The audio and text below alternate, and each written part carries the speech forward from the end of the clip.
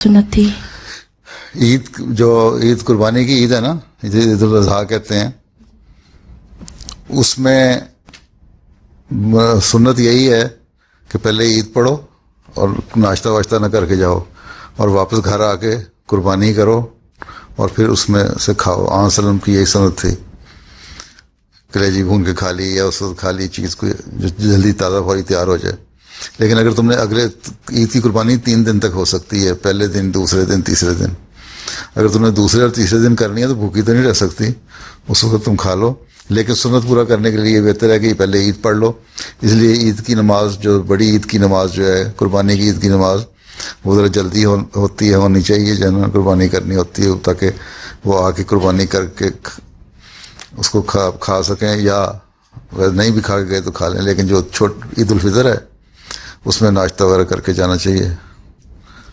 ٹھیک۔